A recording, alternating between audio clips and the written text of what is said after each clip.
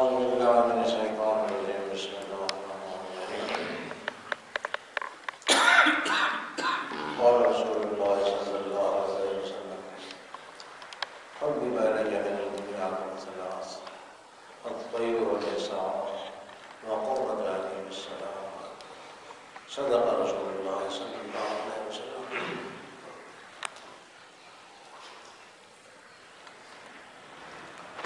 ایک روایت ہے جس میں حضور صلی اللہ علیہ وسلم نے فرمایا کہ مجھے تمہاری دنیا سے تین چیزیں پسندیدہ ہیں، مجھے پسند کرائی گئی ہیں. تو حضور صلی اللہ علیہ وسلم نے وہ تین چیزیں ذکر فرمائی جو انہیں پسند تھیں. تو حضرت ابو بکر پاس بیٹھے تھے رضی اللہ تعالیٰ عنہ. انہوں نے کہا یا رسول اللہ مجھے بھی تین چیزیں پسند ہیں. حضرت عمر نے کہا یا رسول اللہ مجھے بھی تین چیزیں پسند ہیں. حضرت عثمان، حضرت علی، انہوں نے بھی تین اپنی پسندیدہ چیزیں ذکر کی.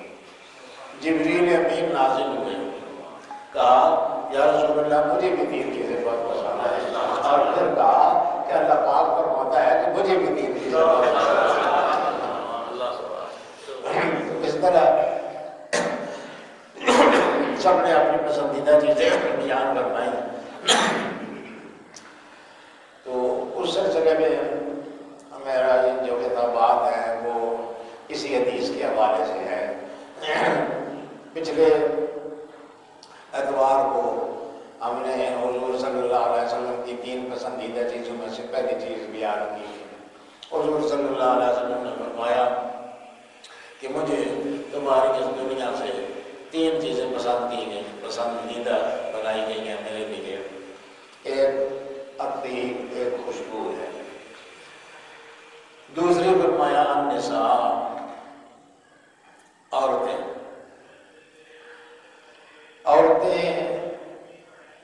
اس معاشرے میں جس میں حضور صلی اللہ علیہ وسلم تشریف لائے تھے بہت ہی خستہ حالت میں تھی، اور کوئی ان کا حق نہیں تھا، کوئی ان کے حقوق نہیں تھے. ظلم کی امتیاز یہ ہے کہ باپ جب مرتا تھا تو اس کی بیویاں جو ہیں وراثت میں اس کے بڑے بیٹے کو مل جاتی تھی. ماں کا کوئی حق نہیں تھا، بہن کا کوئی حق نہیں تھا. بیٹیاں جو تھیں ان کو تو باقاعدہ دفن کر دیا جاتا تھا اور زندہ دفن کر دی جاتی تھی. عزت موجودہ تو سوئی بھیجے دم میں قتلت، زندہ دفن کی ہوئی بچی قیامت کا دن اس سے پوچھا جائے گا تو مظلوم بچی بھیجے دم میں قتلت، تجھے کس گناہ میں قتل کر دیا گیا تھا، کس گناہ میں مار دیا گیا تھا. غرض ہے کہ وہ ایسا دور تھا کہ جہاں حقوق بری طرح پامال ہو رہے تھے، عورتوں کے حقوق بہت زیادہ پامال ہو رہے تھے. حضور صلی اللہ علیہ وسلم نے عورتوں کے حقوق کو بلند کیا، ماں کے حقوق بتائے. ماں کتنی عظیم ہے یہ حضور صلی اللہ علیہ وسلم نے بتایا، اور بتایا کہ الجنت تحت اقدام الامہات، جنت ماؤں کے قدموں کے نیچے ہے. جنت 7 آسمانوں سے اوپر. حضور صلی اللہ علیہ وسلم نے اس کو لا کے ماں کے قدموں میں رکھ دیا. یہاں فرمایا کہ ماں کے قدموں کے نیچے جنت ہے. کچھ یہ باتیں میں نساء والی گزشتہ اتوار کو بھی بیان کر چکا ہوں.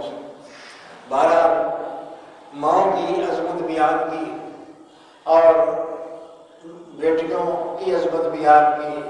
فرمایا جس کو اللہ پاک نے بیٹیاں دی اور اس نے ان کی پرورش کی اور ان کو تعلیم دی اور ان کو ادب سکھایا اور ان کو علم سکھایا، پھر ان کو بیاہ دیا، تو وہ اور میں دونوں جو ہیں یہ اس طرح جنت میں ساتھ ساتھ. اور خاص طور پر مسئلہ بیویوں کا. بیویاں جو ہیں وہ اب بھی بیچاری بہت محکوم، مظلوم اور بے بس اور لاچار ہے. خاص طور پر جس کا پیچھے کوئی طاقتور خاندان نہ ہو وہ تو بیچاری بہت مظلوم اور اور اس گھر میں کنیز کی حیثیت رکھتی ہے، اس کو مارا جاتا ہے، اس کو پیٹا جاتا ہے اور اس کا کوئی حق اس کو نہیں دیا جاتا ہے۔ اس لیے حضور صلی اللہ علیہ وسلم نے فرمایا خیرکم لأہلی، تم میں سے بہتر وہ ہے جو اپنے اہل کے ساتھ اچھا ہے، وأنا خیرکم لأہلی، اور میں تم سب سے زیادہ اپنے گھر والوں کے ساتھ بہتر سلوک کرنے والا ہوں۔ اور یہ تو حضور صلی اللہ علیہ وسلم نے جو اعزاز دیے عورتوں کو، جو عظمتیں عورتوں کے بیان کی، وہ تو اپنی جگہ اللہ پاک نے بڑے عزتیں دی عورتوں کو۔ اللہ پاک نے بعض عورتوں کو بڑی عزت عطا فرمائی۔ ایک عورت تھی خولہ بنت سالمہ، ان کا اپنے خاوند اوس کے ساتھ کوئی تنازع ہو گیا۔ وہ خاوند حضرت اوس جو تھے وہ بوڑھے ہو گئے تھے، کچھ چڑچڑے ہو گئے تھے، تو انہوں نے اپنی بیوی کے ساتھ جھگڑے کے دوران میں یہ کہہ دیا کہ تو میرے لیے اس طرح ہے جس طرح ماں ہوتی ہے۔ اس کو عربی میں زہار کہتے ہیں۔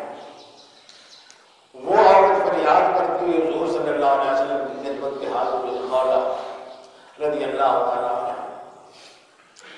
آگے عرض کی یا رسول اللہ، مجھے خاوند نے یہ الفاظ کہہ دیے ہیں، اب میں کیا کروں؟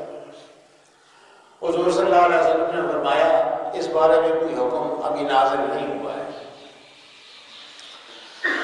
عورت بہت پریشان تھی، اور اس عورت کی کیا شان ہوگی اور کیا عظمت ہوگی کہ اللہ پاک نے اس کے مسئلے کا حل بتایا، حل خود اللہ پاک نے بتایا اور ساتھ یہ واضح کیا، فرمایا قد سمع اللہ قول التی تجادلک فی زوجہا وتشتکی الی اللہ واللہ یسمع تحاورکما ان اللہ سمیع بصیر۔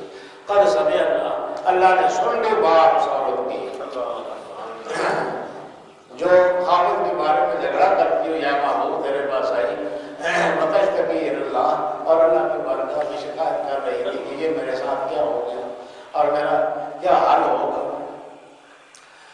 واللہ یسمع تحاورکما، اور اللہ تم دونوں کے آپس میں گفتگو سن رہا تھا، واللہ سمیع علیم۔ آگے اللہ پاک نے زہار کے احکام بیان فرمائے کہ اگر ایسا آدمی گھر بیٹھے تو پھر کیا کرے، تو فرمایا کہ غلام آزاد کرے یا 2 مہینوں کے روزے رکھے یا 60 مسکینوں کو کھانا کھلائے۔ یہ ساری بڑی سزائیں ہیں۔ 1 مہینہ روزہ رکھنا مشکل ہے، 1 دن روزہ رکھنا مشکل ہے، اور 1 مہینہ اور پھر 2 مہینے اور مسلسل روزے رکھے من قبل یا نماز سا، پہلے اس کے کہ وہ چھوئے ایک دوسرے کو یا ایک دوسرے کے قریب جائے، یعنی یہ حلال دوبارہ ایک آدمی نے اپنی بیوی کو اگر کہہ دیا کہ تم میرے لیے ماں ہے یا بہن ہے، تو پھر اس کو دوبارہ حلال کرنے کے لیے اور اپنے اوپر جائز کرنے کے لیے اس کی سزا یہ ہے کہ یا یہ غلام آزاد کرے یا 60 مسکینوں کو کھانا کھلائے اور یا جو ہے 2 مہینوں کے روزے رکھے۔ یہ بھی اصل میں وہ ماں اور بہن کی غربت کا تحفظ ہے، ان کی عزت کا تحفظ ہے کہ بھئی یہ وہ بیوی کو ماں بناتا ہے، شرم نہیں آتی ہے اس کو، ماں کے ساتھ اس کو تشبیہ دیتا ہے، بہن کے ساتھ اس کو تشبیہ دیتا ہے، اس نے یہ بہت بڑی غلطی کی، بہت بڑا جرم کیا، اس لیے اس کو سزا دی ایسی ہونی چاہیے کہ 2 مہینے رکھے روزے رکھے یا 60 مسکینوں کو کھانا کھلائے۔ تو وہ عورت کا جو مسئلہ جو ہے وہ تو اللہ زینہ یظاہرون سے آگے اللہ نے جہاں مسئلہ بیان فرمایا اس سے پورا ہو جاتا تھا، ادھر ہی سے شروع ہو جاتی بات کہ بھئی جو آدمی زہار کر بیٹھے یعنی اپنی بیوی کو ماں یا بہن کہہ بیٹھے تو اس کا کیا ہوگا، یہ مسئلہ بیان کر دیا جاتا، بیچ میں اس عورت کا مسئلہ بھی آ جاتا، لیکن اللہ پاک نے خاص طور پر اس کو ذکر کیا، فرمایا قد سمع اللہ قول التی تجادلک فی زوجہا۔ اللہ پاک نے سن لی بات اس عورت کی جو شوہر کے بارے میں جھگڑا کرتی ہوئے ہے محبوب میرے پاس ہے۔ حضرت خولہ یہ اس لحاظ سے ان کا یہ خاص اعزاز ہے صحابیات میں سے کہ اللہ پاک نے ان کی بات 7 آسمانوں سے اوپر سن لی تھی اور اسی وقت ان کے مسئلے کا حل بھی اتار دیا تھا۔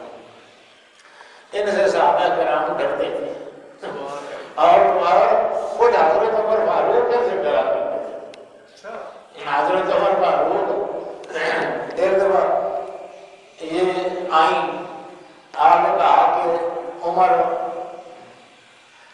تمہیں پتہ یہ اس وقت امیر المومنین خلیفہ تھے وہ آئے آگے کہا کہ عمر مجھے یاد ہے تو جب چھوٹا سا تھا تو لوگ تجھے عمیر کہا کرتے تھے. عمیر تصغیر ہے عمر کی یعنی نکا جا عمر چھوٹا جا عمر. مجھے پتہ ہے کہ جب تو چھوٹا تھا اس وقت تجھے لوگ عمیر کہا کرتے تھے. پھر تو بڑا ہوا تو پھر تو عمر ہو گیا. پھر تو نے حضور صلی اللہ علیہ وسلم کے ساتھ وقت گزارا. اب تو جو ہے بادشاہ بن گیا ہے. اب بادشاہ اللہ نے تجھے بنایا ہے. عمیر سے اللہ پاک نے امیر المومنین تجھ کو بنا دیا ہے تو اللہ پاک سے ڈرا. ایک آدمی نے کہا کہ امیر المومنین ایک عورت جو ہے ایسا تک آپ کے ساتھ زبان درازی کر رہی ہے. چپ کر, پتہ نہیں یہ کون ہے. یہ وہ ہے جس کی بات اللہ پاک نے ساتھ آسمانوں سے اوپر کر دی. ایک دفعہ حضرت عمر فاروق جا رہے تھے تو یہی حضرت خالہ راستے میں کہیں آ گئی تو ان کے ساتھ بھی بات کرنے لگی. وہ بات لمبی ہو گئی, لمبی طویل ہو گئی. حضرت عمر کھڑے رہے, سنتے رہے. جب وہ اپنی مرضی سے وہ اپنی بات ختم کر کے فارغ ہوئی تو پھر جدا ہوئے.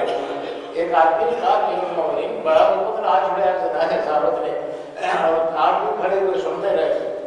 فرمایا یہ اگر مجھے شام تک کھڑا رکھتی تو میں کھڑا رہتا. تجھے پتہ نہیں ہے کہ کون ہے. یہ وہ عورت ہے جس کے جھگڑا اور جس کا تنازع اللہ پاک نے عرش بری پر سنا تھا اور احکام نازل فرمائے تھے اس کے. عورتوں کو اس طرح کی عزت نہیں. امیر المومنین جو ہیں ان کے سامنے سر جھکا کر بات کرتے تھے اور ان کی باتوں پر کان کرتے تھے. یہ تو خاص احسان والی. اور پھر وہ عزت دی اپنے گھر والوں کو, اپنے اہل خانہ. فرمایا کہ میں اب تم سب میں اپنے گھر والوں کے ساتھ بہترین ہوں. تو واقعی حضور صلی اللہ علیہ وسلم نے شادی کی حضرت خدیجہ کے ساتھ. حضرت خدیجہ کے ساتھ شادی کی. اس وقت حضور صلی اللہ علیہ وسلم کی عمر جو ہے وہ تقریباً 25 سال. حضرت خدیجہ کے ساتھ جب تک وقت رہا کسی دوسری عورت کا خیال تک دیر میں نہیں آیا. یہ اتنا طویل عرصہ صرف ایک عورت کے ساتھ گزارا کرتے رہے.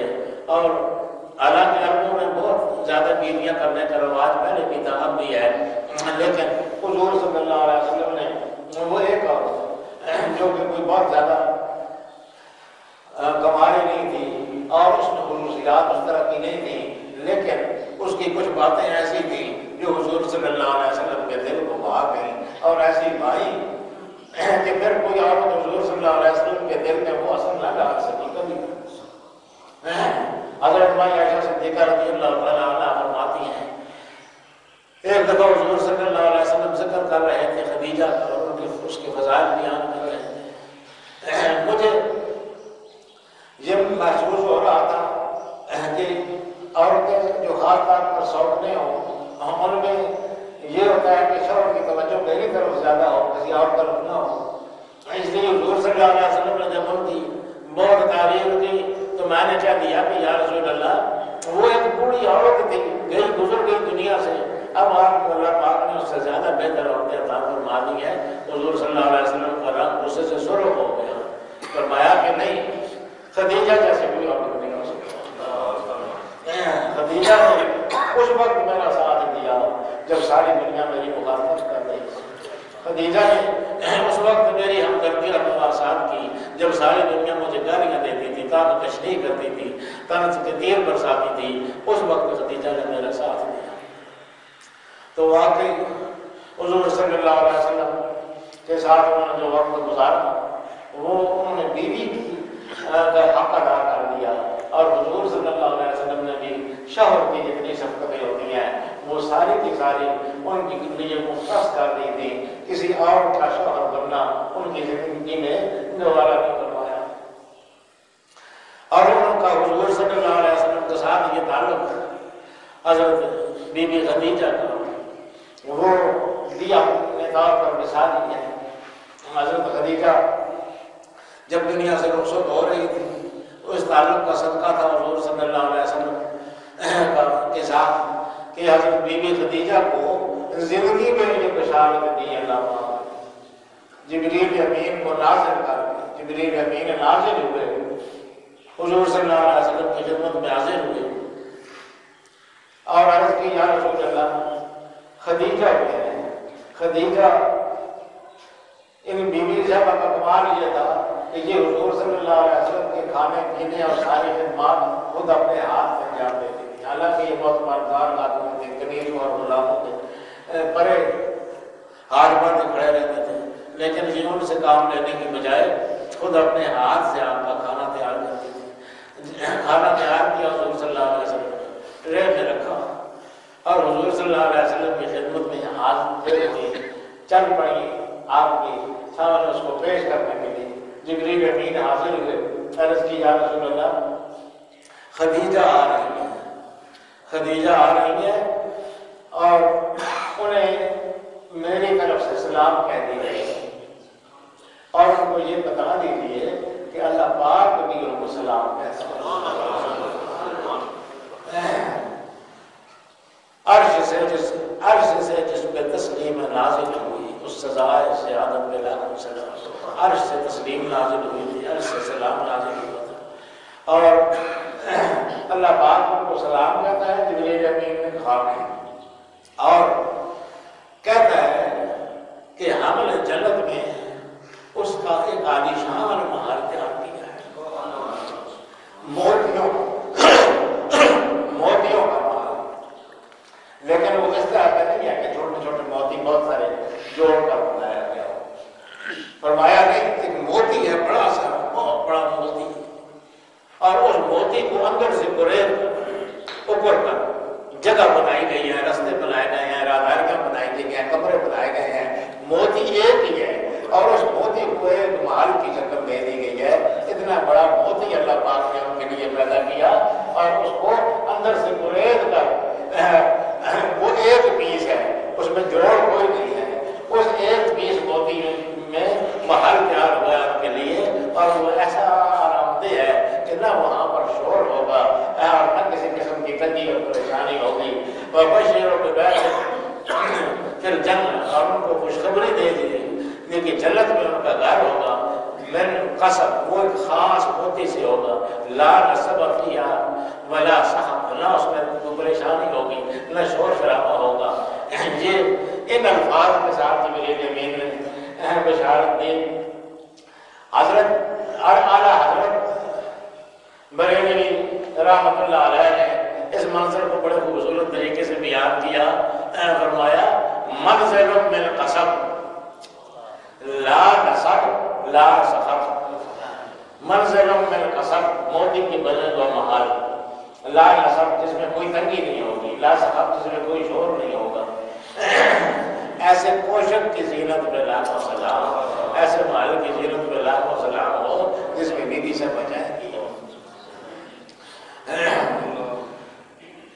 جب ان کی وفات کا وقت تھا حضور صلی اللہ علیہ وسلم ان کے پاس تھے، فرمایا کہ تو پریشان نہ ہو، تجھے اللہ پاک نے جنت میں میری خاص ازواج میں شمار کر دیا۔ اور ان کے چہرے پر مسکراہٹ آ گئی، چہرہ کھل اٹھا، کہا اللہ تعالیٰ جانے کیا واقعی اللہ پاک نے ایسا کر دیا ہے؟ فرمایا ہاں ایسا کر دیا ہے، بس پھر وہ اسی خوشی کے ساتھ، اسی مسرت کے ساتھ، اسی سرور کے ساتھ اس دنیا سے رخصت ہو۔ نعرہ تکبیر، اللہ اکبر، نعرہ رسالت یا رسول اللہ، جیوے جیوے۔ حضرت خدیجہ کے بعد بی بی عائشہ رضی اللہ تعالی عنہ، ان کے ساتھ بھی حضور صلی اللہ علیہ وسلم کی شادی ہوئی اور پھر حضرت خدیجہ کے بعد جو مقام انہوں نے حضور صلی اللہ علیہ وسلم کی نگاہوں میں حاصل کیا وہ کسی کو حاصل نہ ہو سکا۔ حضرت عمرو بن عاص رضی اللہ تعالیٰ عنہ فرماتے ہیں میں نے ایک دفعہ رسول اللہ سے پوچھا من احب الناس الیک یا رسول اللہ، سارے لوگوں میں سب سے زیادہ پسند آپ کو کون ہے، سب سے زیادہ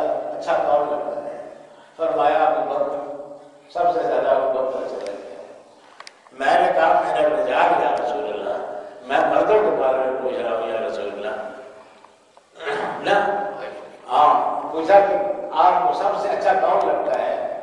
تو حضور نے فرمایا عائشہ، سب سے زیادہ اچھی عائشہ ہے۔ میں نے کہا من الرجال یا رسول اللہ، میں مردوں کے بارے میں پوچھ رہا ہوں۔ فرمایا ابوہا، اس کا باپ جو ہے وہ سب سے زیادہ اچھا لگتا ہے۔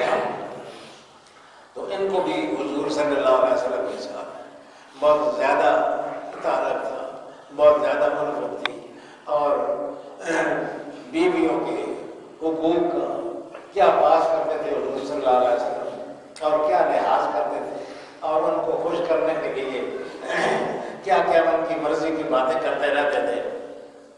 روایات میں آتا ہے کہ ایک دفعہ سفر میں تھے دونوں، حضور صلی اللہ علیہ وسلم بھی اور حضرت عائشہ صدیقہ سفر میں تھے۔ راستے میں یہ بات چھڑ گئی کہ سب سے زیادہ تیز کون دوڑتا ہے؟ حضور صلی اللہ علیہ وسلم نے فرمایا میں دوڑتا ہوں۔ حضرت عائشہ نے کہا نہیں میں دوڑتا ہوں۔ حضرت عائشہ قداور تھی، تیز دوڑتی تھی بہت۔ حضرت عائشہ نے کہا نہیں میں دوڑتی ہوں، میرے ساتھ کون مقابلہ کر سکتا ہے؟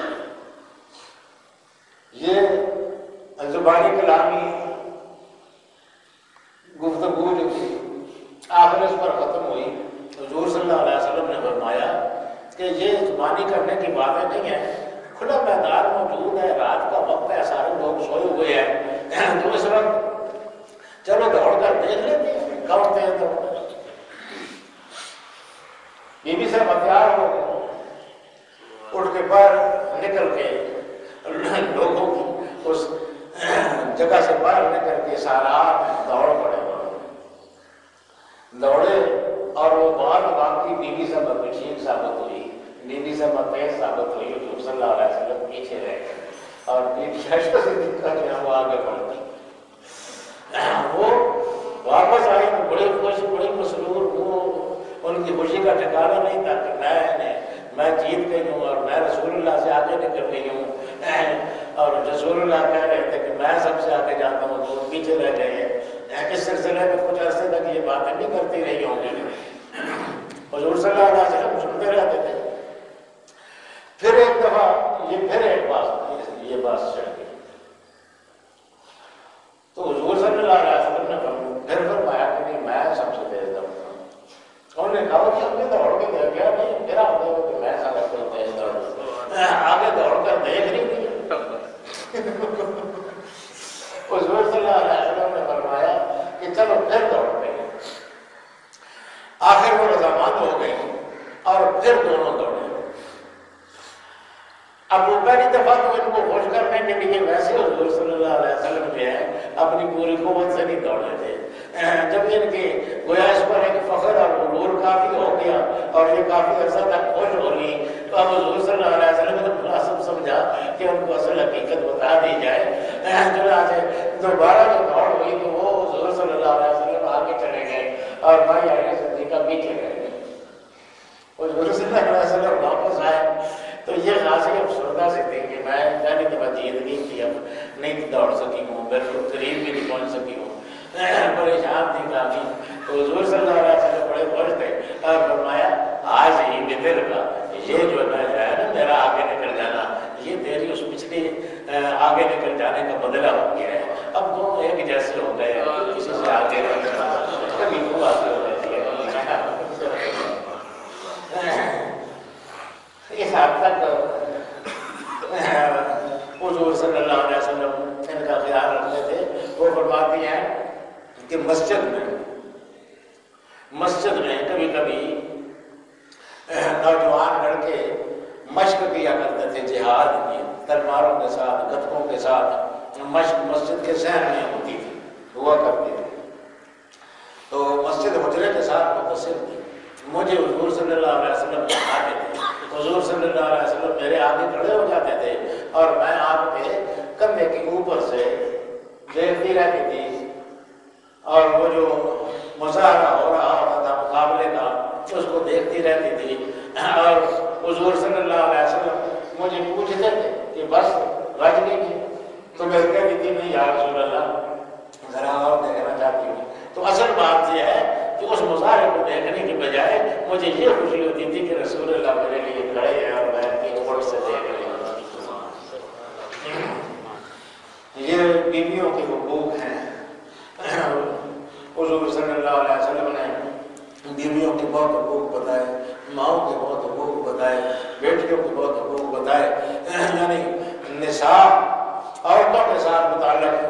جتنی چیزیں تھیں یہ حضور صلی اللہ علیہ وسلم نے ایک تفصیل سے بیان فرمائی۔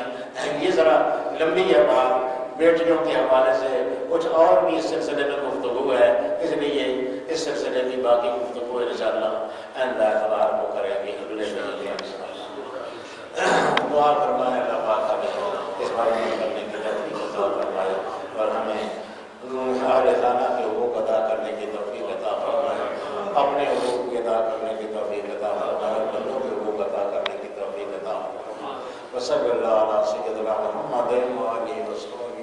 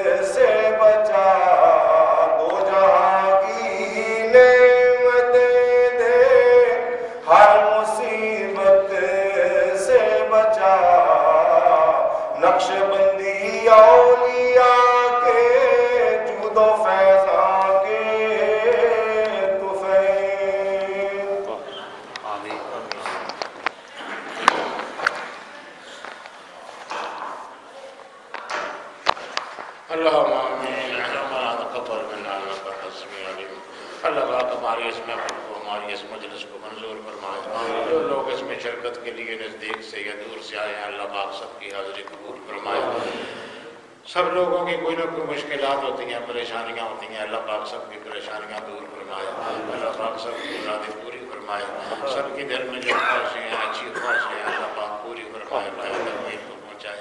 حضرت معصوم کی دربار کے یہ رونق اللہ پاک صدا سلامت رکھے، لوگ اسی طرح آتے رہیں اور دستیاب ہوتے رہیں۔ اللہ تعالیٰ سب کے گھروں میں رحمتیں اور برکتیں نازل فرمائے اور سب کو دونوں جہانوں میں عزت و آبرو نصیب فرمائے، ہر وہ کام کرنے کی توفیق عطا فرمائے جس سے اللہ رسول راضی ہوتے ہیں، اور ہر اس کام سے بچنے کی توفیق عطا فرمائے جس سے اللہ رسول ناراض ہوتے ہیں۔ وصلی اللہ علیہ سیدنا و مولانا محمد و آلہ و صحبہ